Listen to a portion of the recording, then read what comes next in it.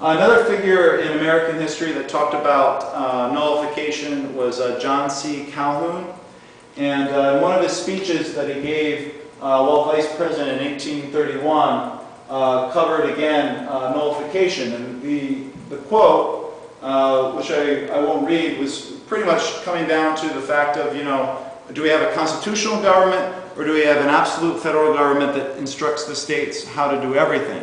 Because again, the states, the whole idea, like when you have to amend the Constitution, you need to ask the boss. Who's the boss of the Constitution? The states. And you have to get each state to ratify it. So again, the states are sovereign to the federal government. When you go into classes, school classes or high school classes, they might tell you about the checks and balances. The Supreme Court is supposed to strike down unconstitutional laws, and that doesn't really happen. And we have a current Supreme Court justice being nominated also very recently. It's being done by the president, which is the party in power. So you have this Supreme Court that's supposed to interpret the laws.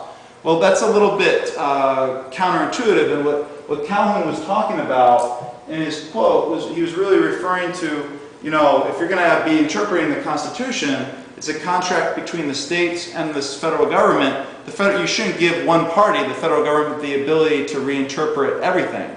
So the Supreme Court was intended to be a check, but the states themselves were the ones that also got to decide, whether the federal government was actually following the Constitution or not. Because again, it just wouldn't make sense to give us all this power to the federal government, because what would happen? They would abuse it, which is the society that we live in today. Next slide.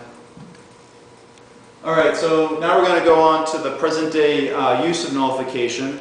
The first one is the federal health care bill that was recently passed, which is I think actually over $1 trillion tax, because they've already said, the accounting that we did for $940 billion was a little off, so now it's going to cost, $1 trillion, $1.5 trillion, whatever the number is. It'll end up being extremely costly, because Medicare, for instance, when they passed it, they also said, it's not going to cost a lot of money. And they're usually way under target.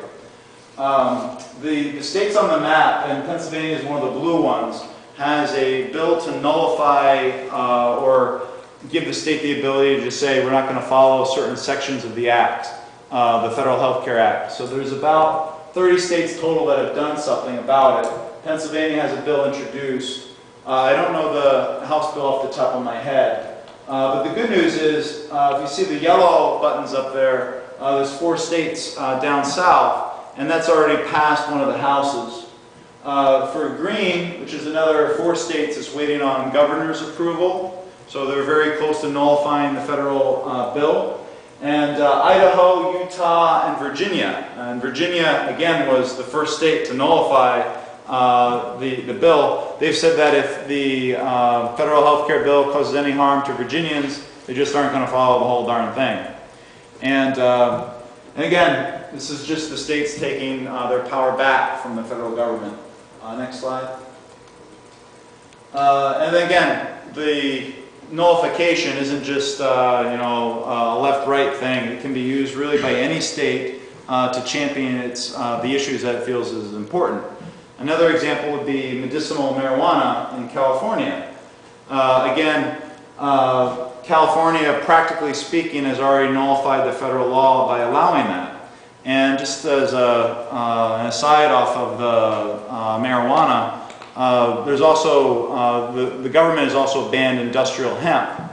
And I think it was, the Constitution was originally written on a piece of hemp. And this industrial hemp is not something that you can smoke as a drug or anything like that. It was used in ropes, which have been replaced by a lot of petroleum products. So that might be where some of the resistance to reintroducing industrial hemp back to the United States is. But it's actually a very important crash crop, and was for much of our first 100 years, 150 years of our history, until they decided to ban it, along with marijuana.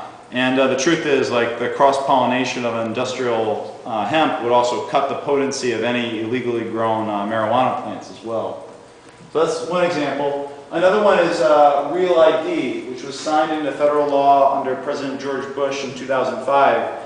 Real ID was a way to take away, like, your driver's license right now are issued by all the states. They wanted to unify all the driver's license and ID. And the plan actually had some pretty, number one, if someone cracks into the database, that now they have access to every single license in the United States, or they have access to everything instead of having a specific state. But number two, they actually had chips in the licenses that would enable any citizen to be tracked if they were carrying it, which is just like a massive violation of privacy that's pretty ridiculous. And the states also said that, just flat out, to recall and get all the licenses issued to every citizen would just be a, kind of a crazy feat. It would be impossible to, implement. And after the bill was passed, they were due to finish the project by early 2008. All 50 states filed extensions that said, we're filing for an extension. We don't want to follow this act. And half of the states in the union passed acts to just flat out not comply. So they have, again, nullified the bill, although they haven't called it that. They just said, we're not complying, which is really what nullification is. Next slide. Another use of nullification is the bring home the guard. This is bills that were introduced actually all across in state legislatures. And it was to specify that governors have the ability to deny National Guard deployments. Again, the National Guard is intended to protect our state borders for state emergencies. And they've been kind of abused by being sent abroad, not just one time for an emergency thing, but again and again and again. So there's a motion to try and nullify the ability of the federal government to take control of the National Guard, which is effectively what they've done. And the last one that might be near and dear to some folks' hearts is the Montana Firearms Freedom Act, which was passed on Tax Day, April 15th of last month. And this bill here will pretty much any federal gun law, anything on ammo or any gun accessory as well, is now voided inside of Montana. Now there's a few caveats, like the gun has to be made inside of Montana and it can't have traveled over state borders. But again, what Montana can control is what's inside its own state, and something like this could also be passed by Pennsylvania and other states to again just kind of fight back against the federal government. Next slide. I think that's. Okay, I did want to mention this as well. Dr. Thomas Woods has a book upcoming that's called Nullification, and it goes through in a lot more detail the whole history of the nullification movement, and he knows far more than I myself do. He's a historian and an economist all wrapped up into one, and the book will be out in June. I think you can get off of Amazon.com, and it's already being referred to as the Tea Party Activist's Bible. So again, because there's different ways to fight back. Like you can try to elect people, you can try to elect new folks. You can write, petitions until you're blue in the face.